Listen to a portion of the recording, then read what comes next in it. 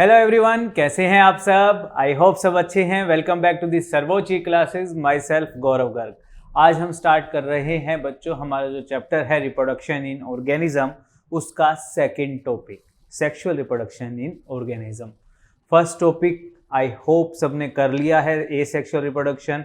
जिन बच्चों ने अभी तक वो नहीं किया है, आप हमारे यूट्यूब चैनल पर जा करके वहां से वो टॉपिक प्रिपेयर कर सकते हैं। ठीक है, स्टार्ट करते हैं सेक्सुअल रिप्रोडक्शन इन ऑर्गेनिज्म। ध्यान से सुनना है बच्चों, यहां से हमारा आगे वाले जो चैप्टर्स हैं उनका बेस तैयार होता है। बहुत सारे चैप्टर के साथ ये चैप्टर लिंक है। ठीक है, सबसे पहले बेसिक फीचर्स की बात करते हैं। सेक्सुअल रिप्रोडक्शन का बेसिक फीचर क्या है? फ्यूजन ऑफ टू गैमेट्स, दो गैमेट्स का मिलना। कैसे होते हैं वो gametes? Male and female gametes, male और फीमेल गैमेट्स का मिलना। गैमेट्स की क्या प्रॉपर्टी होती है? हैप्लॉइड होते हैं ये गैमेट्स। कौन से कैसे होते हैं? हैप्लॉइड, यानी कि n नंबर ऑफ क्रोमोसोम्स होते हैं इनके पास। ठीक है, एक तो बेसिक फीचर ये है। दूसरा, टू पेरेंट्स इन्वॉल्व। ये सेक्सुअल रिप्रोडक्शन के अंदर दो पेरेंट्स इन्वॉल्व होते हैं। इसकी एक्सेप्शन भी है बच्चों, की हुई है आप लोगों ने। Exception self fertilization. Self fertilization कहाँ पढ़ी थी? एनिमल किंगडम में हमने टेप वॉर्म किया था ना 11th क्लास में।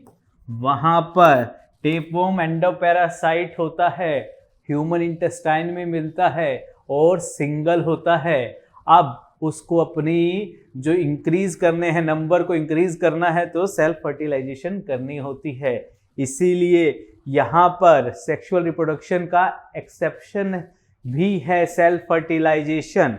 याद रखना है, दो गैमेट्स मिलकर के 2n, ये एग है, ठीक है, और स्पर्म मिलकर के क्या बनाते हैं? क्या बनाते हैं? जाइगोट बनाते हैं। क्या बनाते हैं? जाइगोट, जो कि क्या होता है? 2n होता है। ये बेसिक फीचर है। साथ ही साथ ये जो रिप्रोडक्टिव प्रोसेस है स्लो होती है और कॉम्प्लेक्स होती है। इसीलिए कहा है ध्यान से समझना है, ध्यान से समझना है। जो ए सेक्सुअल रिप्रोडक्शन थी हमारी, वो फास्ट थी और सिंपल थी, इसीलिए जल्दी से समझ में आ गई थी। सेक्सुअल रिप्रोडक्शन जो है वो स्लो प्रोसेस है और साथ ही साथ कॉम्प्लेक्स प्रोसेस है। इसके अंदर जो ऑफस्प्रिंग्स हैं, यानी कि जो यंग वंस हैं, वो डिफरेंट होते हैं, डिफरेंट फ्रॉम दी पेरेंट्स से डिफरेंट होते हैं। जबकि ए सेक्सुअल के अंदर हमने पढ़ा था, ए सेक्सुअल के अंदर जो ऑफस्प्रिंग्स हैं या डॉटर सेल्स आप कह सकते हैं, वो आइडेंटिकल होते हैं उनके पेरेंट्स जैसे, क्लोन होते हैं। ठीक है, याद आ गया है। ये कुछ बेसिक फीचर्स हैं जो हमने याद रखने हैं। ठीक है, नेक्स्ट, कहाँ मिलती है सेक्सुअल रिप्रोडक्शन? कहाँ होती है? एनिमल, फंगस में, एनिमल्स में एंड प्लांट्स में। कहाँ कहाँ है? किंगडम फंगाई में, एनिमेलिया में, प्लांटाई में, यहाँ पर सेक्सुअल रिप्रोडक्शन होती है।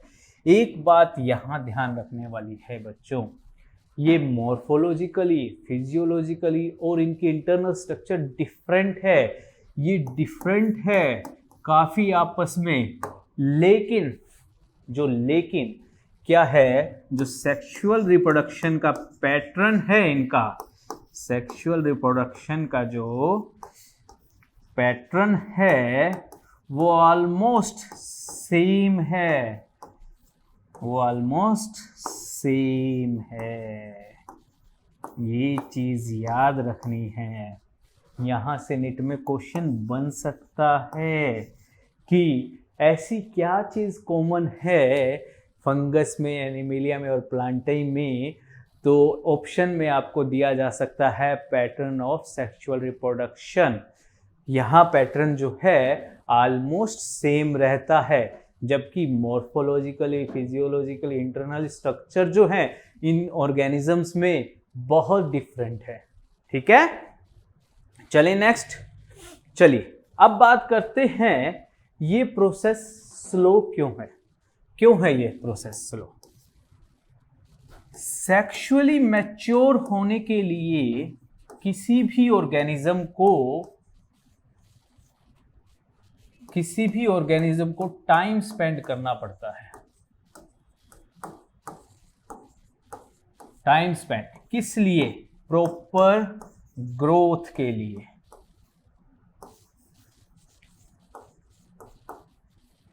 प्रॉपर ग्रोथ के लिए। आपने देखा होगा जब हम प्लांट को बरी करते हैं तो क्या वो उसी टाइम हमें फ्रूट देना शुरू कर देता है या फ्लावर देना शुरू कर देता है? ऐसा नहीं है ना, वो काफ़ी टाइम लेता है। कोई प्लांट 2 साल लेते हैं, कोई 5 साल, कोई 10 साल। तो उसके बाद वो ग्रो होने के बाद, प्रॉपर ग्रोथ होने के बाद फिर जा करके रिप्रोडक्टिवली मैच्योर होते हैं, सेक्सुअली मैच्योर होते हैं।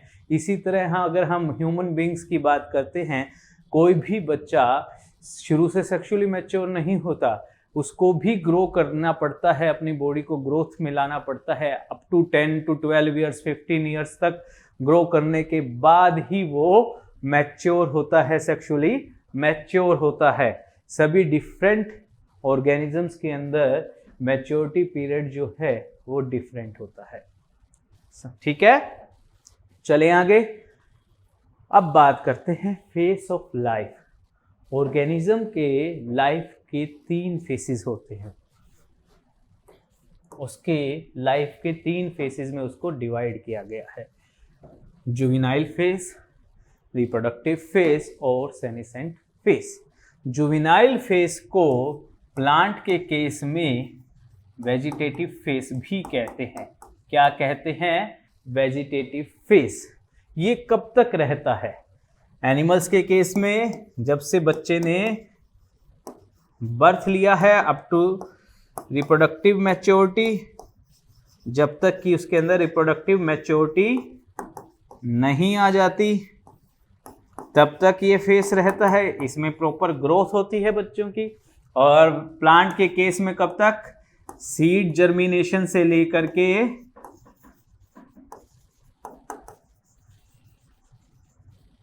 सीड्स जर्मिनेशन से लेकर के जब तक उसके अंदर फ्लावर ना आ जाए प्लांट के अंदर, तब तक वेजिटेटिव फेस रहता है। उसके बाद कौन सा फेस आ जाता है? Reproductive face. कौन सा फेस आ जाता है? Reproductive face. रिप्रोडक्टिव फेस की हम डिटेलिंग में पढ़ेंगे। अभी सेनेसेंट फेस के बारे में पढ़ लेते हैं। सेनेसेंट फेस को मैच्योर फेस भी कह सकते हैं। यहाँ पर ऑर्गेनिज्म जो है वो रिप्रोडक्शन नहीं कर सकता, उसके अंदर बुढ़ापा आ जाता है। बुढ़ापा वाला फेस जो होता है ना, और आपकी एनसीईआरटी में इसके बारे में एक बात लिखी है, यहाँ पर मेटाबॉलिज्म जो है वो स्लो हो जाता है। Slow metabolism. ठीक है, एक चीज आपको यहां डिस्कस कर रही थी, अरे सॉरी, एक चीज जो है जो इन तीनों फेस को कंट्रोल करती है, हॉर्मोन्स। हॉर्मोन्स जो हैं बॉडी के अंदर, उसी के ऊपर इन फेस की ट्रांजैक्शंस पॉसिबल है कि जुवेनाइल से रिप्रोडक्टिव फेस में चला गया, रिप्रोडक्टिव से सेनेसेंट फेस में चला गया। ये किस पर डिपेंड करती है? ये ऑर्गेनिजम्स के हार्मोनल चेंजेस पर डिपेंड करती है। किस चीज़ पर? क्वेश्चन बन सकता है नेट में कि इन तीनों फेसेस में जो ट्रांजैक्शन होती है, जो ये बदलाव आते हैं, वो किस वजह से आते हैं? तो वो आते हैं हमारे हॉर्मोन्स की वजह से। ठीक है, किसकी वजह से आते हैं? हॉर्मोन्स की वजह से। अब बात करते हैं डिटेल में रिप्रोडक्टिव फेज की। रिप्रोडक्टिव फेज प्लांट में कैसे होते हैं? प्लांट में उनके लाइफ स्पैन के अकॉर्डिंग प्लांट्स को 3 भागों में बांटा गया है। 3 टाइप के प्लांट्स कंसीडर किए गए हैं। एनुअल, बाइनियल और पेरेनियल। ये 3 टाइप के प्लांट्स, जो प्लांट के रिप्रोडक्टिव इनका जो लाइफ स्पैन है उसके अकॉर्डिंग इनको 3 भागों में बांटा गया है। पढ़ते हैं इनके बारे में। एनुअल प्लांट्स क्या होते हैं, कौन से होते हैं? जिनका लाइफ स्पैन जो है बच्चों, लाइफ स्पैन 1 ईयर का होता है। Life span of 1 year, maximum 1 year. ज़्यादा से ज़्यादा ये प्लांट 1 ही साल तक जीवित रहते हैं। ठीक है, एग्जाम्पल से आपको बहुत इजीली समझ में आएगा। वीट है हमारा, राइस है, कॉटन है, मस्टर्ड है।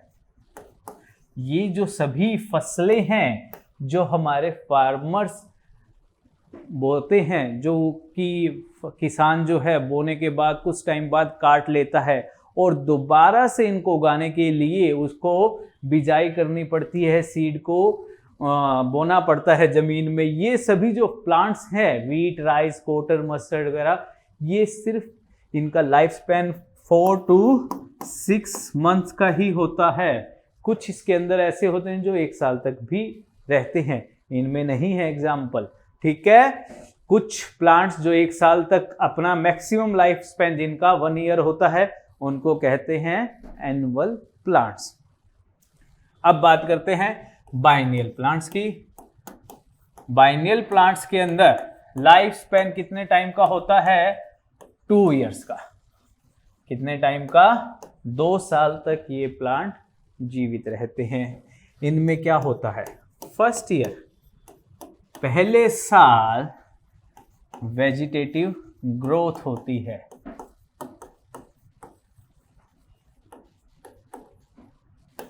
वेजिटेटिव ग्रोथ, फर्स्ट ईयर तो इनकी वेजिटेटिव ग्रोथ होती है।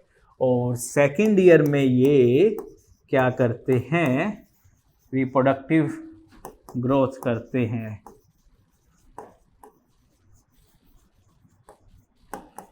रिप्रोडक्टिव ग्रोथ, फ्रूटिंग करते हैं, फ्रूट प्रोवाइड करते हैं सेकेंड ईयर में। पहले साल इन्होंने सिर्फ ग्रोथ की और सेकेंड ईयर में फ्रूटिंग प्रोवाइड की। एग्जाम्पल बहुत इजी हैं, आपको आसानी से याद हो जाएंगे। कैरेट, गाजर, रेडिश, मूली, ये सब हम यूज करते हैं ना, कैबेज। ये सब जो प्लांट्स हैं ये बाइनियल प्लांट्स में आते हैं क्योंकि ये केवल 2 साल तक ही जीवित रहते हैं। ठीक है, चलें आगे।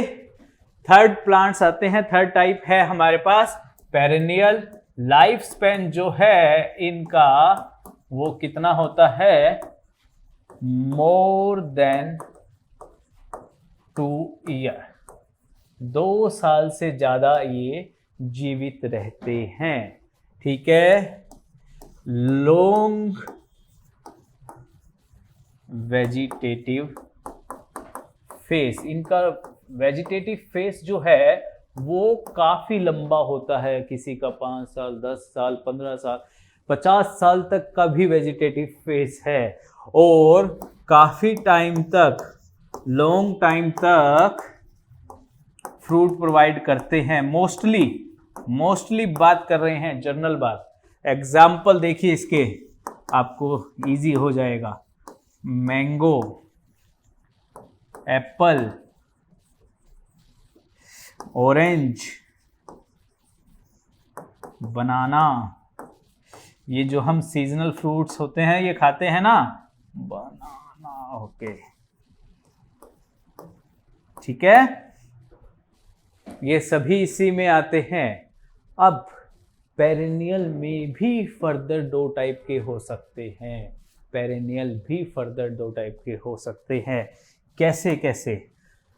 एक होते हैं मोनोकार्पिक, कैसे होते हैं? मोनोकार्पिक, और दूसरे होते हैं पॉलीकार्पिक।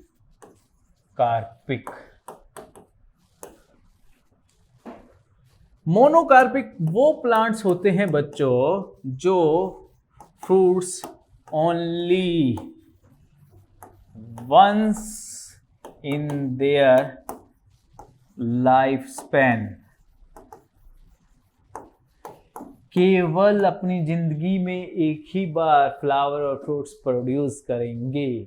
एग्जाम्पल बहुत जरूरी है, हमारे एग्जाम्पल हमारे नीट एग्जाम के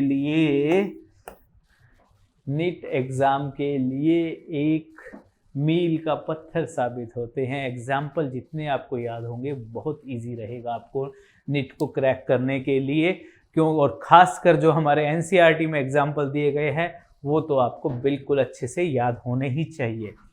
बैम्बू प्लांट जो कि 50 से 100 साल तक जीता है, पेरेनियल हो गया, मोर देन 2 ईयर हो गया, लेकिन साथ ही साथ पॉलीकार्पिक है, केवल एक ही बार ये फ्रूट प्रोवाइड करेगा और डाई हो जाएगा। क्या हो जाएगा? डाई हो जाएगा। और इसका एक एग्जाम्पल आपके एनसीईआरटी में दिया गया है,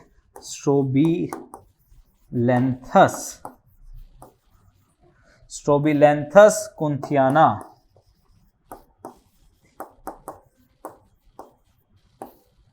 ये प्लांट भी मोनोकार्पिक है, 12 ईयर्स में फ्रूट प्रोवाइड करता है। इसका कॉमन नेम है नीला कुरंजी, इसका कॉमन नेम है स्ट्रोबिलैंथस कुंथियाना का नीला कुरंजी। ये कहाँ मिलता है? केरला में, तमिलनाडु में, हमारे कर्नाटका साइड, और 12 साल में फ्रूट प्रोवाइड करता है। लास्ट टाइम कब प्रोवाइड किया गया था? सितंबर अक्टूबर 2006 में। ये बात भी आपके एनसीईआरटी में दी गई है।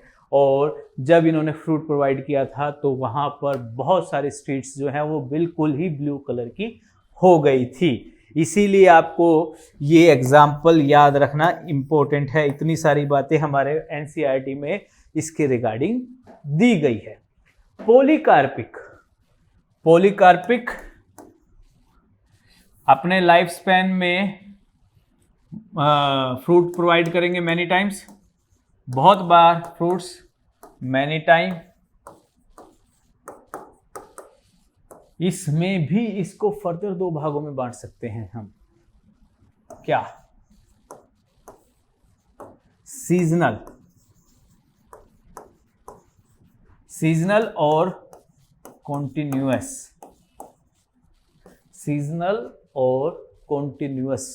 सीजनल में कैसे? एग्जाम्पल से समझिएगा, एग्जाम्पल बहुत इजी है। मैंगो का जो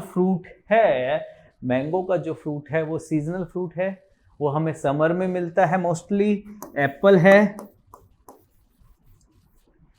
ऑरेंजेस हैं, ये सब जो हम कहते हैं ना सीजनल फ्रूट खाने चाहिए, वो सब सीजनल फ्रूट्स किस लिए कहते हैं? स्पेसिफिक सीजन्स के दौरान ही मिलते हैं। कुछ प्लांट्स जो हैं, एग्जाम्पल इसका है चाइना रोज, जिसको कि हिबेकस भी कहा गया है, चाइना रोज, ठीक है, जो कि पूरा साल कंटिन्यूअसली क्या प्रोवाइड करता है? फ्रूटिंग करता है, ठीक है। अब आगे बात करते हैं हमारे एनिमल्स के अंदर रिप्रोडक्टिव फेज कैसा होता है। एनिमल्स के अंदर भी सीजनल ब्रीडर होते हैं और कंटिन्यूअस ब्रीडर होते हैं। अब ये कैसे होते हैं? सीजनल ब्रीडर्स और कंटिन्यूअस ब्रीडर्स होते हैं। कैसे? आपने देखा होगा, आपने जो हमारे डॉग्स हैं या हमारे बर्ड्स हैं वो आते हैं हमारे सीजनल ब्रीडर्स में। बर्ड्स मोस्टली, बर्ड्स जो हैं वो कब अपने नेस्ट बनाते हैं? मोस्टली मार्च के मंथ में। या डॉग्स हैं, आपने देखा होगा कि अपने एरिया के अंदर जब कोई फीमेल डॉग बर्थ करती है तो बहुत सारे उस एरिया के अंदर फीमेल डॉग्स अपने बच्चों को जन्म देती हैं। वो उनका सीजन होता है बच्चों, वो उनका सीजन होता है। डॉग्स हो गए, कैट्स हो गया, बर्ड्स हो गया। बर्ड्स आपका कंटिन्यूअस में भी दिया गया है, कंटिन्यूअस ब्रीडर में भी एग्जाम्पल में दिया गया है। लेकिन बर्ड्स इन कैपिटिविटी लिखा गया है। कैपिटिविटी मतलब क्लोज कंडीशन में, क्लोज कंडीशन, जब बर्ड्स को किसी क्लोज कंडीशन के अंदर रखा गया है, जैसे कि पोल्ट्री फार्म वगैरह में रखे जाते हैं ना, वहां पर इसको कंटिन्यूअस ब्रीडर्स में भी शामिल किया गया है। सीजनल ब्रीडर्स प्रॉपर किसी सीजन में ही क्यों बर्थ देते हैं किसी यंग वन को? क्योंकि फेवरेबल कंडीशन जो होती है, फेवरेबल कंडीशन को देखकर ही यंग वंस को जन्म दिया जाता है या एग्स ले किए जाते हैं फेवरेबल कंडीशन को, जो उनको सूट कर सके यंग वंस को। ठीक है, इस कंटिन्यूअस के एग्जाम्पल कौन से हैं? कंटिन्यूअस में हमारे ब्रीडर्स में कौन से आते हैं? मंकी है, ह्यूमंस है, एप्स है, बंदर वाली चिंपैंजीज वगैरह, ये सभी कंटिन्यूअस में आते हैं। ये पूरा साल क्यों ब्रीड कर सकते हैं? क्योंकि पेरेंटल केयर जो है वो प्रोवाइड की जाती है। पेरेंटल केयर अनफेवरेबल कंडीशन में भी सरवाइव कर सकते हैं, कोई मैटर नहीं करती है अनफेवरेबल कंडीशन उनके लिए। वो पेरेंटल केयर से और प्रोटेक्शन से अनफेवरेबल कंडीशन को भी बियर कर सकते हैं, सरवाइव कर सकते हैं उसके अंदर। कंटिन्यूअस ब्रीडर इसलिए उनको कंटिन्यूटली ब्रीड कर सकते हैं। समझ में आ गई? चलें आगे। अब आपके एनसीईआरटी में दिया गया है कि जो फीमेल्स ऑफ प्लेसेंटल मैमल्स, जो प्लेसेंटल मैमल्स कौन से होते हैं? जिनके पास प्लेसेंटा होता है। और मैमल्स को फर्दर दो भागों में डिवाइड किया है, नॉन प्राइमेट्स और प्राइमेट्स। नॉन प्राइमेट्स और प्राइमेट्स, यहाँ पर नॉन प्राइमेट्स में कौन से हैं? Cow, sheep, rats, dears, dogs, tigers, ये एग्जाम्पल दिए हैं। और प्राइमेट्स में हमारे मंकी, एप्स, ह्यूमन, ये एग्जाम्पल दिए हैं। इनके अंदर डिफरेंस क्या है बच्चों? ये जो मैमल्स हैं, नॉन प्राइमेट्स और प्राइमेट्स, इनमें डिफरेंस क्या है? इनमें डिफरेंस है, इनके अंदर जो हार्मोनल चेंज हो करके एक साइकिल बनती है, उसमें डिफरेंस है।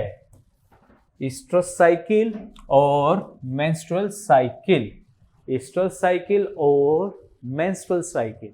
एस्ट्रल साइकिल कहाँ होती है? नॉन प्राइमेट्स के अंदर।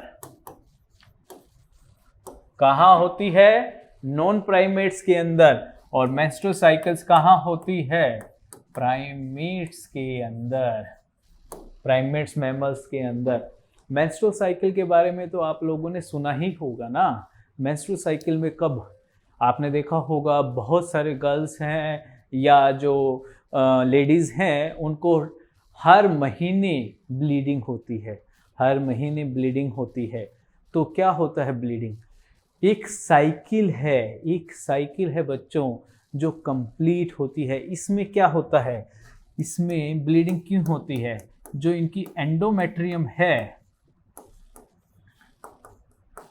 जो एंडोमेट्रियम है ब्रेक होती है, एंडोमेट्रियम ब्रेक हो जाती है, ब्रेक होने के बाद डिस्कार्ड हो जाती है, डिस्कार्ड हो जाती है। लेकिन जो ईस्ट्रस साइकिल वाले मैमल्स हैं उनके अंदर एंडोमेट्रियम ब्रेक तो इनके अंदर भी हो रही है, टूट तो इनके अंदर भी रही है, लेकिन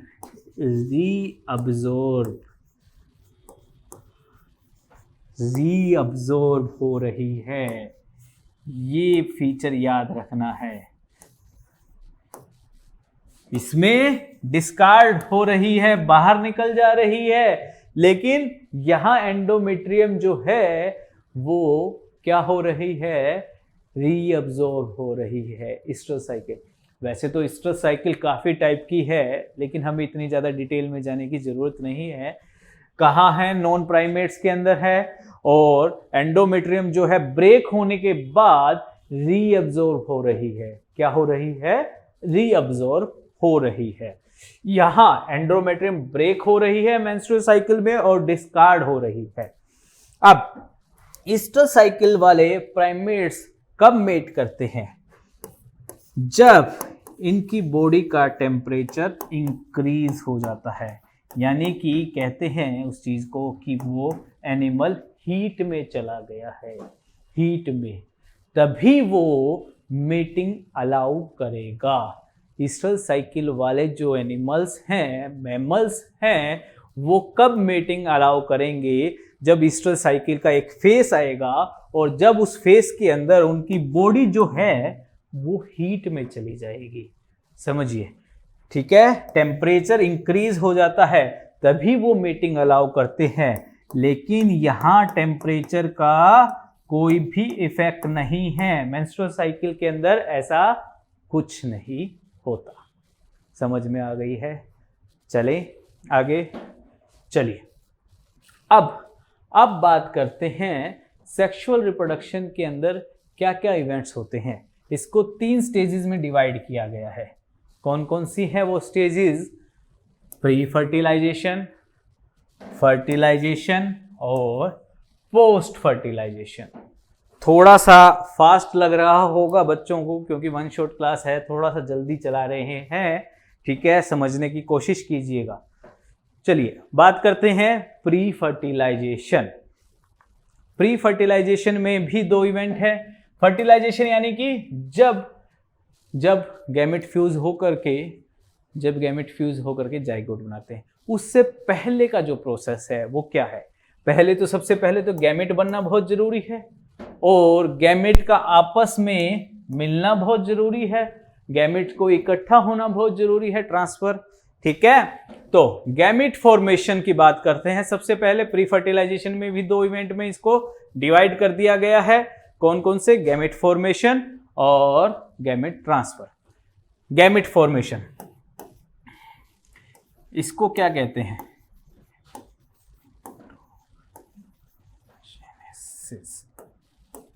गैमेटोजेनेसिस। गैमेटोजेनेसिस क्या है? Process of formation, process of formation of gametes. कौन से? मेल या फीमेल गैमेट के बनने की जो प्रोसेस है उसको क्या कहते हैं? गैमेटोजेनेसिस कहते हैं। और गैमेट्स के बारे में हमने ये बात पढ़ ही चुके हैं कि गैमेट्स हैप्लॉइड होते हैं। अब गैमेट्स के टाइप पढ़ते हैं। कैसे टाइप हैं गैमेट्स? होमोगैमेट्स भी हो सकते हैं और हेटेरोगैमेट्स भी हो सकते हैं। क्या होते हैं होमोगैमेट्स? होमोगैमेट्स वो होते हैं जो मॉर्फोलॉजिकली सिमिलर होते हैं। नोट करिएगा, याद कर लीजिएगा, मॉर्फोलॉजिकली सिमिलर होते हैं। उनको डिस्टिंक्ट करना आसान नहीं होता। मेल है फीमेल है उनके अंदर अंतर नहीं बताया जा सकता। होमोगैमेट्स के बारे में एक इसको क्या कहते हैं, आइसोगैमस भी कहते हैं। अब बच्चों को समझ में आया, अब बच्चों को कुछ कुछ याद आ रहा है। प्लांट किंगडम में 11th क्लास में पढ़ा है आपने आइसोगैमस के बारे में, याद कीजिए, पढ़ा है ना आइसोगैमस। इसके एग्जाम्पल याद कीजिए, क्लाइडोफोरा याद आ गया, स्पायरोगेरा, स्पायरोगेरा के अंदर जो गैमेट्स हैं वो नॉन मोटाइल हैं, याद कीजिए, और क्लाइडोफोरा के अंदर मोटाइल गैमेट्स हैं। आइसोगैमस से याद आ रहा है बच्चों को वो गैमेट्स जो मॉर्फोलॉजिकली सिमिलर होते हैं, ठीक है, उनको आइडेंटिफाई नहीं किया जा सकता कि ये मेल गैमेट है या फीमेल गैमेट है। हेटेरोगैमेट्स डिफरेंट होते हैं मॉर्फोलॉजिकली, उनको फिजिकली डिफरेंट, ठीक है। वन गैमेट बिग, एक गैमेट मोस्टली, फीमेल गैमेट की बात कर रहे हैं, फीमेल गैमेट मोस्टली साइज में बड़ा होता है और जो मेल गैमेट है वो स्मॉल होता है, इसलिए उनको डिस्टिंक्ट किया जा सकता है, अलग अलग पहचाना जा सकता है। इसके लिए एक चीज यहां पर बनाते हैं, मैं रब कर रहा हूं इसको एक बार, ठीक है, हाँ जी। हेटेरोगैमस जो है, गैमेट्स जो है, उनको फर्दर दो भागों में डिवाइड कर सकते हैं हम, एन आइसोगैमस और ये भी रब कर रहा हूं, अरे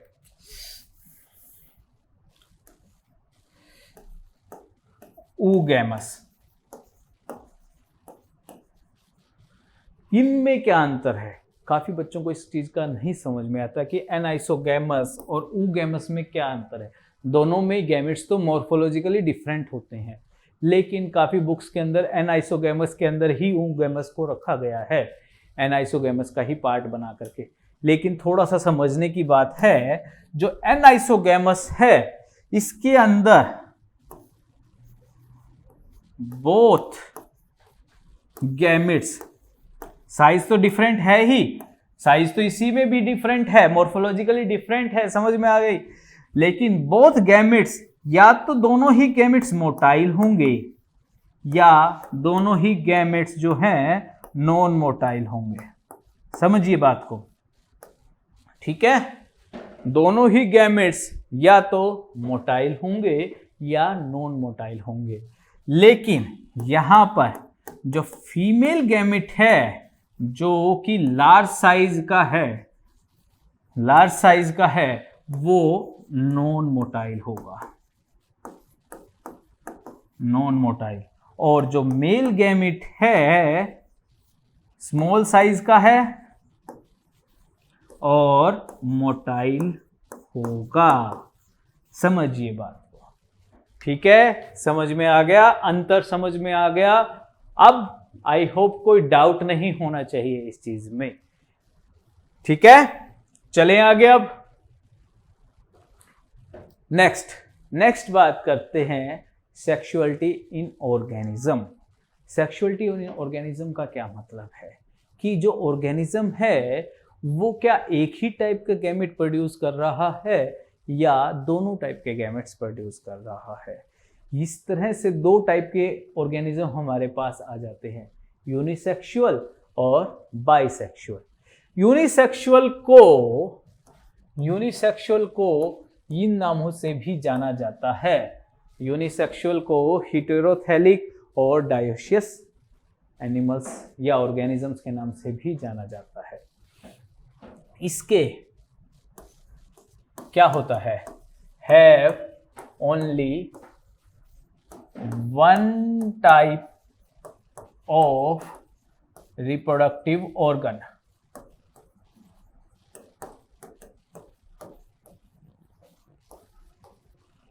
रिप्रोडक्टिव ऑर्गन और गैमीट्स, या तो इनके अंदर मेल गैमिट होगा या फीमेल गैमिट होगा। जैसे कि ह्यूमन बींग्स हैं, हम देखते हैं ह्यूमन बींग्स को देखते हैं, या तो वो फीमेल होगा या मेल होगा। ठीक है, एग्जाम्पल्स यहां पर बहुत इंपॉर्टेंट है, एग्जाम्पल्स को नहीं भूलना है। ब्रायोफाइट से स्टार्ट करते हैं। ब्रायोफाइट्स के अंदर जो हमारा एग्जाम्पल दिया गया है, ब्रायोफाइट्स के अंदर जो एग्जाम्पल दिया गया है मर्चेंटिया। मर्चेंटिया ये हमारा यूनिसेक्सुअल है, याद रखना है, इंपॉर्टेंट है। दूसरा जिम्नोस्पर्म्स के अंदर साइकस जो है वो यूनिसेक्सुअल होते हैं। ठीक है, एंजियोस्पर्म्स में कौन से होते हैं? एक तो डेट पाम होता है, पपाया होता है। ठीक है, ये सब एनिमल्स के अंदर हमारी एनसीईआरटी में एग्जाम्पल दिया गया है कॉकरोच का, ये याद रखेंगे। अरे शिट, कॉकरोच का यूनिसेक्सुअल के अंदर। समझ में आ गई है? समझ में आ गई है। और हेटेरोथैलिक कहाँ यूज किया जाता है? मोस्टली फंगस के केस में यूज किया जाता है। ये चीज भी आपको याद होनी चाहिए। जो हेटेरोथैलिक वर्ड है वो उन फंगस के लिए यूज किया जाता है जिनके पास या तो मेल गैमिट होगा या फीमेल गैमिट होगा। समझ में आ गई? चलें आगे। अब बात करते हैं बाइसेक्सुअल एनिमल्स के बारे में। बाइसेक्सुअल, होमोथैलिक, मोनीशियस, हर्माफ्रोडाइट्स, ये वो ऑर्गेनिजम्स हैं जिनके पास have both the reproductive organ, have both the reproductive organs.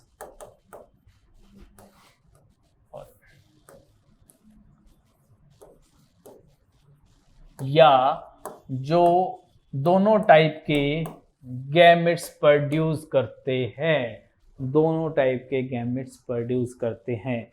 इनके एग्जाम्पल भी बहुत इंपॉर्टेंट है। सबसे पहले बात करते हैं हम एल्गी के अंदर, जो हमारे एनसीईआरटी में दिया गया है कारा। इसका एग्जाम्पल बहुत इंपॉर्टेंट है, नीट में क्वेश्चन आ सकता है। इसमें क्या होता है बच्चों? जो फीमेल गैमेट है, फीमेल रिप्रोडक्टिव ऑर्गन है, वो अपर साइड में होता है, और जो मेल रिप्रोडक्टिव ऑर्गन है वो लोअर साइड में होता है इसकी बॉडी के अंदर। समझ में आ गई? समझ में आ गई। अब आगे बात करें, आगे बात करते हैं जिम्नोस्पर्म में।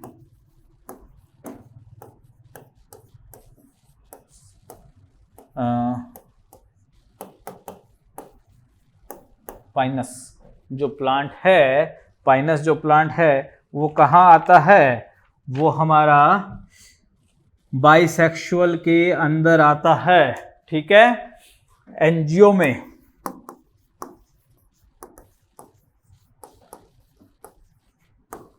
Sweet potato, sweet potato, coconut,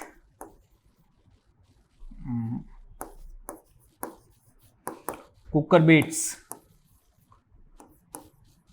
cucurbits. ठीक है, ये सभी कहाँ आते हैं? हमारे एंजियोस्पर्म्स के जो प्लांट हैं वो बाइसेक्सुअल है, यानी कि उनके पास दोनों टाइप के रिप्रोडक्टिव ऑर्गन है, यानी कि दोनों टाइप के गैमेट्स प्रोड्यूस कर सकते हैं। एनिमल्स की बात करते हैं हम। एनिमल्स ये होमोथैलिक भी यहाँ पर जो वर्ड है वो फंगस के लिए यूज किया जाता है। ठीक है, एनिमल्स में बात करते हैं। एनिमल्स में हमें एग्जाम्पल दिए गए हैं अर्थवॉर्म का, लीच का, टेपवॉर्म का। ये सब एग्जाम्पल हमें बाइसेक्सुअल के दिए गए हैं। किसके? बाइसेक्सुअल के। समझ में आ गई है? बाइसेक्सुअल ऑर्गेनिज्म कौन से होते हैं? वो ऑर्गेनिज्म जिनके पास क्या है? दोनों ही रिप्रोडक्टिव ऑर्गन है। चलिए next, cell division during gamete formation. Gametes जब बनते हैं तो अलग अलग पेरेंट्स, उनके अंदर अलग अलग सेल डिवीजन होती है। दो टाइप के पेरेंट्स हमारे एनसीईआरटी में कंसीडर किए गए हैं। Haploid parents. हैप्लॉइड पेरेंट्स कैसे होते हैं? अरे हैप्लॉइड पेरेंट्स की बात करते हैं। इसके अंदर कौन से आते हैं? एल्गी एंड फंगस और ब्रायोफाइट्स। ठीक है, हैप्लॉइड पेरेंट्स का क्या मतलब है? इनकी बॉडी के अंदर जो सेल्स है वो हैप्लॉइड है, n नंबर ऑफ क्रोमोसोम्स है, और जो हमारे गैमेट है, जो कि सेल डिवीजन के बाद गैमेट बनने हैं, वो भी हमें कैसे चाहिए? n ही चाहिए ना, n नंबर ही चाहिए। तो क्या यहां पर रिडक्शनल डिवीजन हो सकती है? रिडक्शन डिवीजन कौन सी सेल डिवीजन है? मियोसिस। क्या n डिवाइड बाय 2 करते हैं तो ये पॉसिबल है? 2n डिवाइड बाय 2 और हमें n नंबर ऑफ क्रोमोसोम मिल सकते हैं। क्रोमोसोम का आधा मिल सकता है? नहीं। ठीक है, तो यहां जो डिवीजन होगी वो माइटोसिस होगी। माइटोसिस होगी जो कि n क्रोमोसोम को n में ही रखे। हैप्लॉइड पेरेंट्स के अंदर जो सेल डिवीजन होती है वो माइटोटिक होती है, माइटोसिस होती है, समझिएगा। और डिप्लॉइड पेरेंट्स के अंदर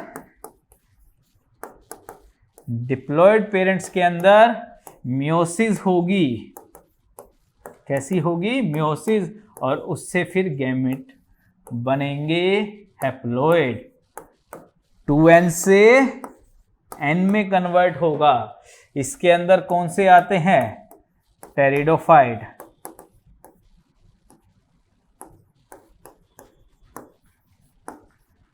जिम्नो, एंजियोस्पर्म्स और मोस्ट ऑफ द एनिमल्स।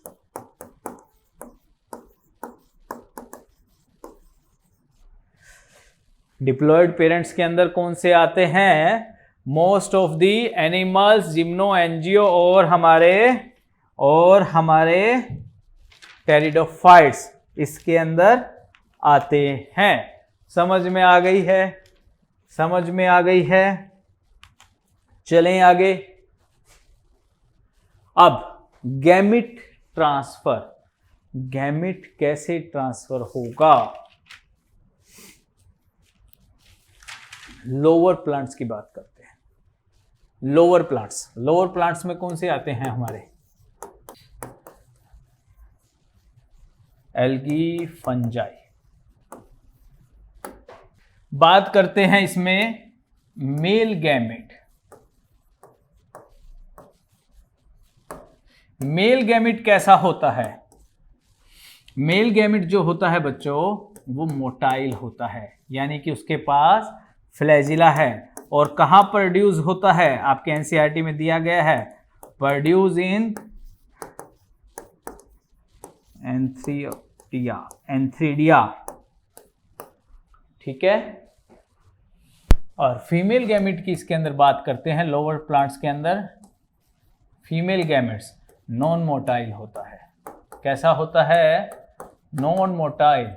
और कहां प्रोड्यूस होता है? एंथ्रियोजॉइड्स के अंदर यहां प्रोड्यूस होता है। अब क्या होता है, अब क्या होता है, मेल गैमेट जो है वो वॉटर में रिलीज कर दिया जाएगा, वॉटर में रिलीज कर दिया जाएगा और वॉटर के थ्रू ही वो फीमेल गैमेट तक पहुंचेगा, वो फीमेल गैमेट तक पहुंचेगा। ठीक है, यहां पर जो मेल गैमेट की क्वांटिटी है वो बहुत लार्ज होती है, large quantity of male gamete जो है वो रिलीज किया जाता है। क्यों? क्योंकि बहुत सारे फीमेल गैमेट्स हैं जो फेल हो जाते हैं फीमेल गैमेट तक पहुंचने के लिए। समझ में आ गई? ये याद रखना है बस हमें। जो लोअर प्लांट्स हैं जैसे कि एल्गी, फंगई हो गया, यहां पर आप ब्रायोफाइट्स भी लिख सकते हैं। ठीक है, इनके अंदर जो ट्रांसफर होता है वो मीडियम के द्वारा होता है, वाटर के द्वारा ट्रांसफर होता है और जो मेल गैमेट है वो मोटाइल है जबकि फीमेल गैमेट है जो नॉन मोटाइल है। ठीक है, चलिए आगे। हायर प्लांट्स, हायर प्लांट्स कौन से हो गए हैं हमारे?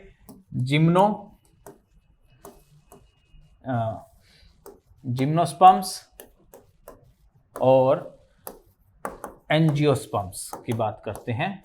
ठीक है, यहां पर मेल गैमेट जो है नॉन मोटाइल है,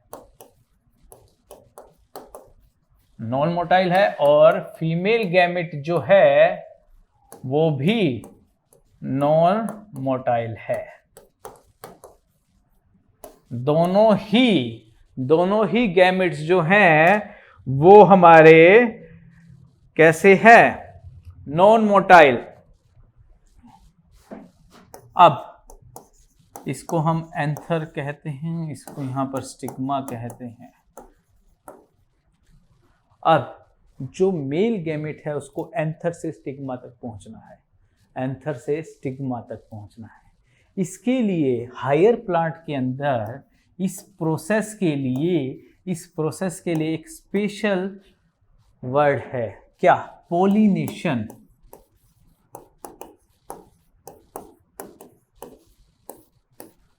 क्या वर्ड है? पोलिनेशन। ठीक है, ये कैसे होता है? पोलिनेशन का मतलब है जो मेल गैमेट है उसका एंथर से स्टिग्मा तक पहुंचना। किसके द्वारा होता है?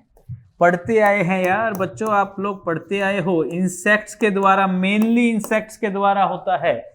उसके बाद एनिमल्स, हवा के द्वारा, पानी के द्वारा। ये गैमेट्स दोनों ही नॉन मोटाइल है, इसलिए इनको पहुंचने के लिए इन साधनों की जरूरत पड़ती है हायर प्लांट्स के अंदर। समझ में आ गया है? समझ में आ गया है। यहां हायर प्लांट्स के अंदर एक एक्सेप्शन भी है, सेल्फ फर्टिलाइजेशन भी कुछ प्लांट्स में होती है। एनिमल्स में तो हमने किया था ना सेल्फ फर्टिलाइजेशन। यहां सेल्फ फर्टिलाइजेशन का एग्जाम्पल जो आपको याद रखना है वो है पी। कौन सा एग्जाम्पल है? मटर का, पी का। ठीक है, चलिए अब बात करते हैं गैमेट ट्रांसफर्स एनिमल्स के अंदर कैसे होता है। गैमेट ट्रांसफर,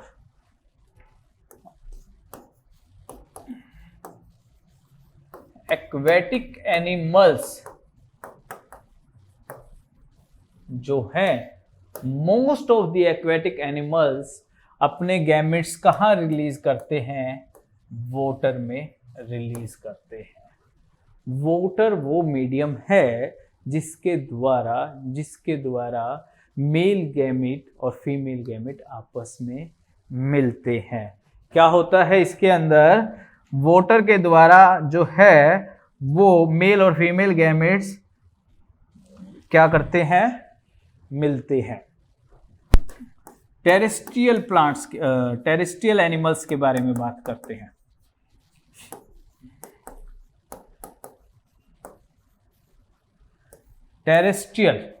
टेरेस्ट्रियल में क्या होता है? यहां एक चीज और याद रखना है आपने, जो मेल और फीमेल गैमेट्स दोनों ही मोटाइल होते हैं, कैसे होते हैं? दोनों ही बोथ मोटाइल,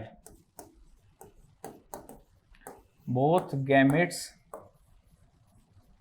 आर मोटाइल। ठीक है, समझ में आ गई।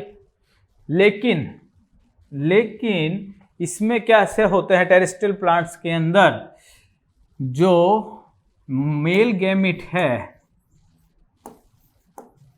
जो कि मोटाइल है, उसको रिलीज किया जाता है, release in the body of female body के अंदर रिलीज किया जाता है। समझ में आ गई। इस तरह एनिमल्स के अंदर गैमेट्स का ट्रांसफर होता है। अब क्या बात करते हैं फर्टिलाइजेशन की। फर्टिलाइजेशन में क्या होता है? गैमेट फ्यूज करके क्या बनाता है? जाइगोट। क्या बनाता है? जाइगोट। फर्टिलाइजेशन का दूसरा नाम दिया गया है सिनगैमी। क्या नाम दिया गया है? सिनगैमी। समझ में आ गई। सिनगैमी दिया गया है। और फर्टिलाइजेशन से जाइगोट बनेगा। दो टाइप का होता है फर्टिलाइजेशन भी। कौन कौन सा? इंटरनल फर्टिलाइजेशन और एक्सटर्नल फर्टिलाइजेशन। इंटरनल फर्टिलाइजेशन और एक्सटर्नल फर्टिलाइजेशन। अब बात करते हैं एक्सटर्नल फर्टिलाइजेशन। एक्सटर्नल फर्टिलाइजेशन में क्या होता है? जो सिनगैमी जो है, यानी कि फर्टिलाइजेशन जो है outside the body,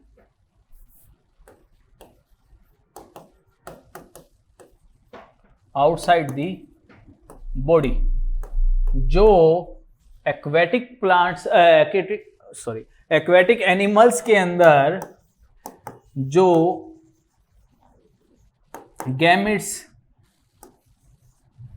aquatic animals के अंदर जो गैमेट्स वाटर में रिलीज किए गए थे, वो बॉडी से बाहर वाटर के अंदर ही फ्यूज किए जाएंगे। इसके एग्जाम्पल जो हैं वो आपको याद रखने हैं। बोनी फिश,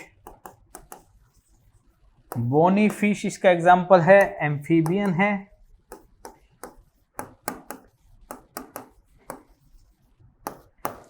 ये कुछ एग्जाम्पल्स दिए गए हैं जो आपको याद रखने हैं।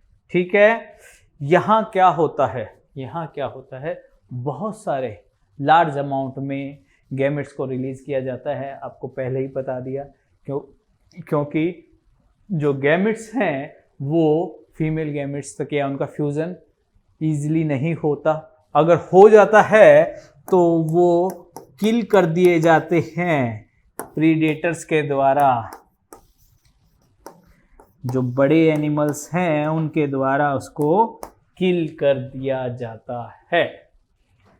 इंटरनल फर्टिलाइजेशन में क्या होता है? फ्यूजन जो होता है वो कहाँ होता है? Inside the female body. ठीक है। इसमें हम मोस्टली सभी टेरेस्ट्रियल आ गए हैं। मंकी आ गया हमारा, एप्स आ गए हैं, हम आ गए हैं, ह्यूमन बींग्स। यहाँ पर सभी मोस्टली जो इंटरनल फर्टिलाइजेशन है, मोस्ट हायर एनिमल्स जो हैं वो इंटरनल फर्टिलाइजेशन करते हैं। यहाँ पर जो रिलीज किए जाते हैं मेल गैमेट्स, वो भी लार्ज क्वांटिटी में किए जाते हैं। मेल गैमेट हैं वो भी लार्ज क्वांटिटी में रिलीज किए जाते हैं। क्यों? क्योंकि उनको भी फीमेल गैमेट्स तक पहुंचने के लिए काफ़ी मशक्क़त करनी पड़ती है। बहुत सारे जो हैं वो फेल हो जाते हैं फीमेल गैमेट्स तक पहुंचने के लिए। लेकिन यहाँ दोनों ही गैमेट्स को लार्ज क्वांटिटी में रिलीज किया जाता है। यहाँ जो है male gametes mostly large quantity में रिलीज किए जाते हैं। और यहाँ बेटर पेरेंटल केयर होती है। उस यंग वंस की प्रोटेक्शन भी बेटर होती है और पेरेंटल केयर भी, प्रेडेटर्स इजीली उसको नहीं हार्म कर सकते। समझ में आ गई है? कोई डाउट इस चीज में? कोई डाउट है तो पूछ लीजिएगा, ठीक है। Exception of fertilisation. एक्सेप्शन क्या है फर्टिलाइजेशन की?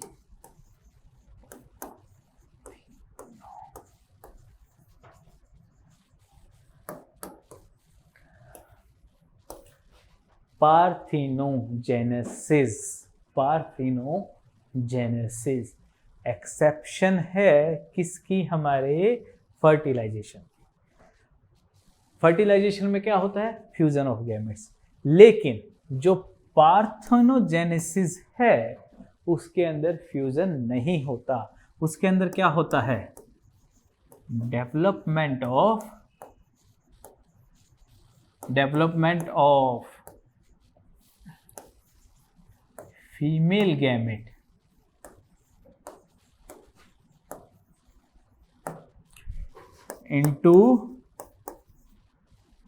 into new organism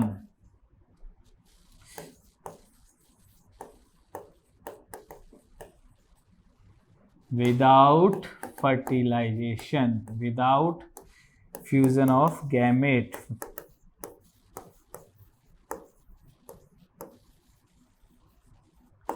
ठीक है, यहां फ्यूजन ऑफ गैमेट्स नहीं होता। जो फीमेल गैमेट है वो ही डेवलप होकर के एक नया ऑर्गेनिज्म बनाती है। कुछ एनिमल्स के जो एग्जाम्पल दिए गए हैं हमारी एनसीईआरटी में वो याद रखने हैं। रोटिफर्स जो है, हनी बी, कुछ लिजर्ड्स जो हैं जो कि क्या करते हैं? पार्थिनोजेनेसिस करते हैं। और एक एग्जाम्पल और दिया गया है, बर्ड, टर्की बर्ड है एक, उसका एग्जाम्पल भी हमें याद रखना है। ठीक है, समझ में आ गई है? समझ में आ गई है? पार्थिनोजेनेसिस क्या है? पार्थिनोजेनेसिस वो प्रोसेस है बच्चों जहां पर फीमेल गैमेट डेवलप कर रहा है एक नए ऑर्गेनिज्म में, जबकि उसका कोई भी फ्यूजन नहीं हुआ है मेल गैमेट के साथ। एग्जाम्पल रोटिफर्स, हनी बी, कुछ लेजर्ड्स हैं और टर्की बर्ड। चलिए आगे। अब बात करते हैं पोस्ट फर्टिलाइजेशन। पोस्ट फर्टिलाइजेशन में क्या हो रहा है? अब फर्टिलाइजेशन हो चुकी है, जाइगोट बन चुका है और जाइगोट 2n है। तो पोस्ट फर्टिलाइजेशन में अब जाइगोट की जो डेवलपमेंट है वो किस चीज पर डिपेंड करेगी?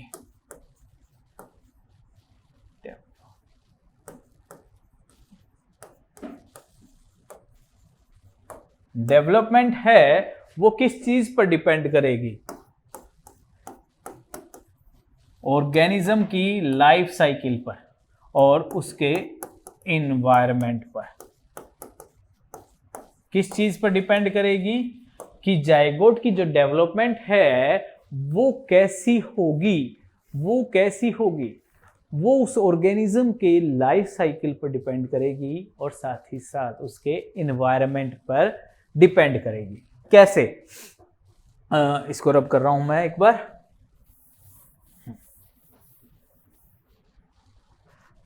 अब जिसकी हैप्लोन्टिक,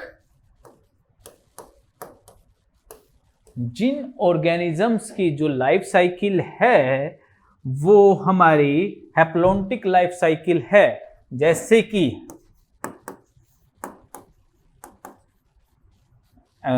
एल्गी और फंगस की। ठीक है, एल्गी और फंगस की। इसमें क्या होता है?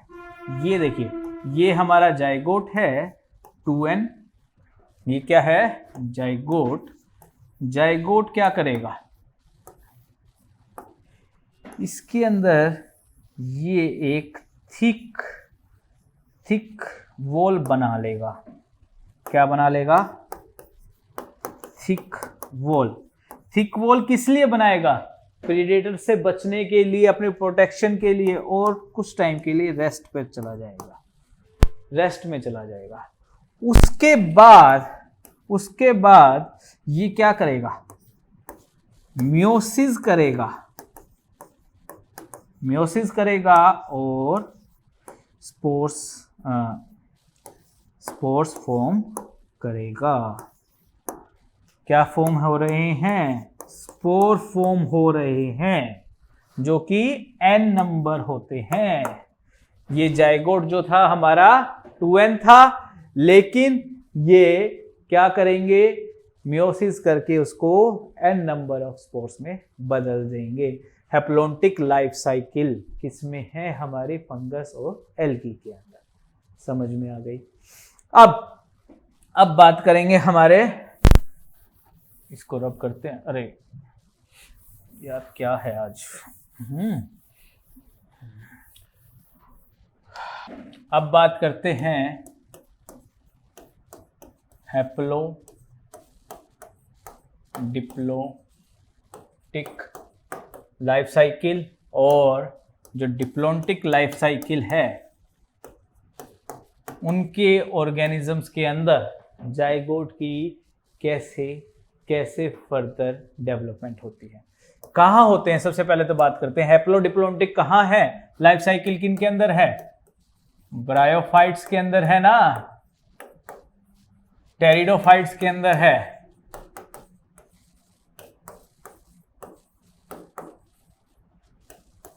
और डिप्लोटिक जो है वो जिम्नोस्पर्म्स में, एंजियोस्पर्म्स में, और मोस्ट ऑफ द एनिमल्स। यहां पर डिप्लोटिक लाइफ साइकिल मिलती है। इसमें कैसे होता है बच्चों? देखिए, ये हमारा जाइगोट है, 2n है, जाइगोट है, ठीक है। जाइगोट के अंदर क्या होगी? माइटोटिक डिवीजन होगी, और ये क्या करेगा? बहुत सारी सेल्स बना लेगा, डिवीजन करके बहुत सारी सेल्स बना लेगा। इस स्ट्रक्चर को क्या नाम दिया गया है? एम्ब्रायो। क्या नाम दिया गया है? एम्ब्रायो। समझ में आई? एम्ब्रायो बना लेगा। यहां क्या हो रही है? Mitotic division. अब आपको ये याद रखना है, जब जाइगोट किन ऑर्गेनिज्म में हो रही है जिनकी लाइफ साइकिल हैप्लोडिप्लोटिक या डिप्लोटिक है, उनके अंदर जो जाइगोट है वो माइटोटिक डिवीजन करेगा और एम्ब्रायो बनाएगा। और जो ऑर्गेनिज्म हैप्लोटिक लाइफ साइकिल रख रहे हैं, उनके अंदर जो जाइगोट है वो मियोसिस करके स्पोर्स फॉर्मेशन करेगा। समझ में आ गई? नेक्स्ट चलते हैं एम्ब्रायोजेनेसिस पर। एम्ब्रायोजेनेसिस, यहां क्या हो रहा है? एम्ब्रायोजेनेसिस क्या है?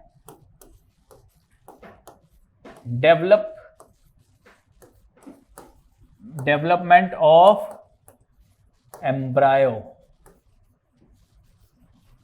फ्रॉम द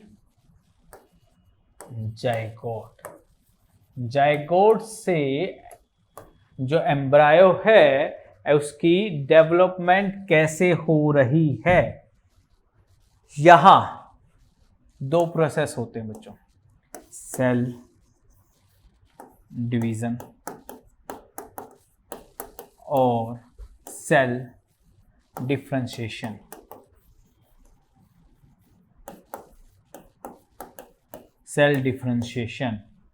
सेल डिवाइड करके अपने नंबर को इंक्रीज कर रहे हैं, साथ में सेल डिफरेंशिएशन भी हो रहा है। उनको स्पेसिफिक फंक्शन मिल रहा है कि अरे आप तो मसल सेल्स बनेंगे जा करके, अरे आप तो हार्ट सेल में जाएंगे, आप लेग्स में जाएंगे, या आपका ये फंक्शन है आप ब्रेन सेल्स बनेंगे। वहां पर स्पेशलाइज्ड फंक्शन उनको दिया जा रहा है। ठीक है, समझ में आ गई? यहां एम्ब्रायो की डेवलपमेंट के बाद वो किस टाइप से अपने यंग वंस को जन्म दे रहे हैं, उस अकॉर्डिंग एनिमल्स को दो भागों में डिवाइड किया गया है। कौन कौन से? ओविपेरस और विविपेरस, जो कि एग ले करेंगे, एग, और जो कि बर्थ देंगे। समझ में आ रही है? ये तो इजी है, पढ़ते आ रहे हैं आप। Oviparous and viviparous. ओविपेरस के अंदर जो एग है, एग लेइंग है, वो दो टाइप के हो सकते हैं बच्चों। देखिए, एक्सटर्नल फर्टिलाइजेशन जिसके अंदर हुआ, एक्सटर्नल फर्टिलाइजेशन में भी तो एग को ले किया गया था फीमेल के द्वारा। वहां पर क्या हुआ, वहां पर जो एग है उसकी जो शेल है,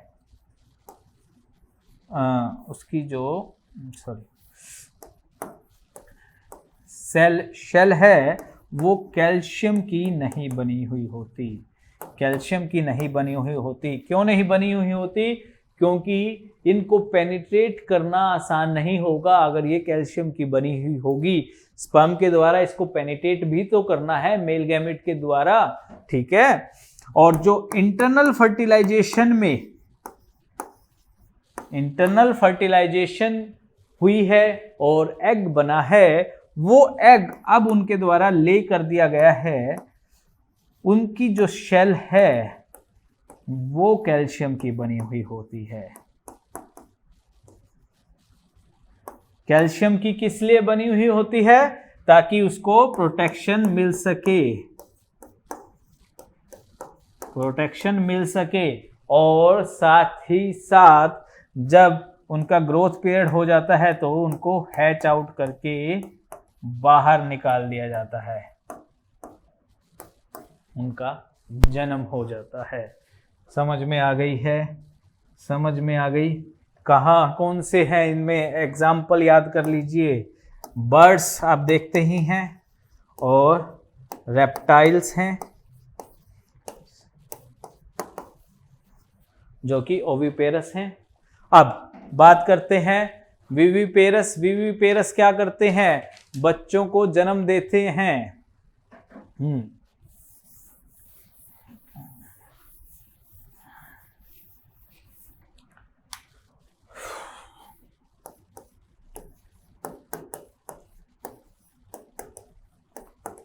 गिव बर्थ देते हैं। इनकी जो डेवलपमेंट होती है वो इनसाइड द बॉडी ही होती है, समझिए, है ना। इनसाइड द बॉडी होती है और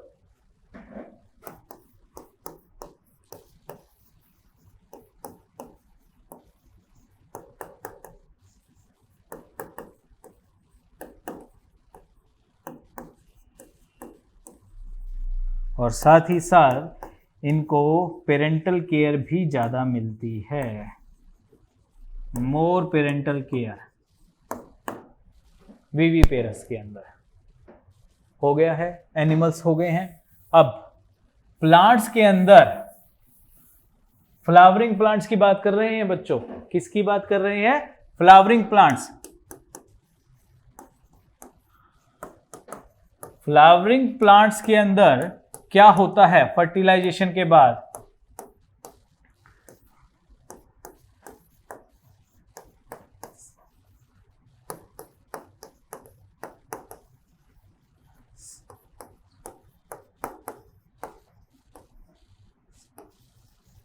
और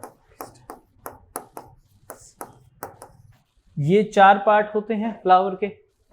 फ्लावर के चार पार्ट होते हैं, लेकिन जैसे ही फर्टिलाइजेशन होती है, फ्यूजन होता है, तो ये जो तीनों पार्ट है वीदर आउट, एक टर्म लिखी गई है आपके एनसीईआरटी में, वीदर आउट, सूख जाती है, हट जाते हैं, रिमूव हो जाते हैं ये तीनों पार्ट। बचता क्या है? पिस्टिल। क्या बचता है? पिस्टिल। पिस्टिल क्या है? यहां जो ओवरी है, ओवरी जो है वो क्या बनाती है? वो फ्रूट बनाती है। क्या बनाती है? फ्रूट बनाती है। प्लस में पेरिकैप। पेरिकैप क्या है? आउटर कवरिंग है बच्चों, आउटर कवरिंग, आउटर कवरिंग बनाती है। जो ओवरी है फ्लावर के अंदर, अब वो फ्रूट बनाएगी और क्या बनाएगी? साथ ही साथ उसकी प्रोटेक्शन के लिए कवरिंग बनाएगी, आउटर कवरिंग, जिसको नाम दिया जाता है पेरिकैप। और ओव्यूल क्या बनाएंगे? अरे यार क्या हुआ, स्पेलिंग ही बारी बारी गलत हो रही। ओव्यूल क्या बनाएंगे? सीड बनाएंगे। ठीक है, बस हमें इतना ही तो करना था, इतना ही तो करना था। समझ में आ गई है? यहां पर आपको थोड़ा थोड़ा बेस समझाया गया है। डिटेल आगे नेक्स्ट चैप्टर्स जो आएंगे वहां पर करेंगे हम इनकी। Sexual reproduction in flowering plants और ह्यूमंस के अंदर सब डिटेल दी गई है। यहां जस्ट आपका एक बेस तैयार किया गया है कि आपको किस तरह से पढ़ना है और क्या क्या प्रोसेसेस होती हैं। ठीक है, कोई भी डाउट हो तो आपको हेजिटेट नहीं करना है पूछने में। आप कॉल करके पूछ सकते हैं, कमेंट करके पूछ सकते हैं, मैसेज करके पूछ सकते हैं। पूछना जरूर है, अपने अंदर कोई भी डाउट रखना नहीं है। ठीक है, साथ ही साथ फेसबुक पर, इंस्टाग्राम पर, टेलीग्राम पर आप हमें फॉलो कर सकते हैं। वहाँ पर आपको हमारी पीडीएफ्स भी मिलती रहेंगी, फ्री वीडियोस भी मिलती रहेंगी। और यूट्यूब चैनल को सब्सक्राइब कर लीजिए ताकि आपको वीडियो मिलती रहे और नेट से रिलेटेड कोई भी इंफॉर्मेशन होगी वो भी आपको यहाँ पर मिल जाएगी। अपना ध्यान रखना है, अच्छे से पढ़ना है, कंफ्यूज नहीं होना है और कॉन्फिडेंस लूज नहीं करना है। Thank you very much.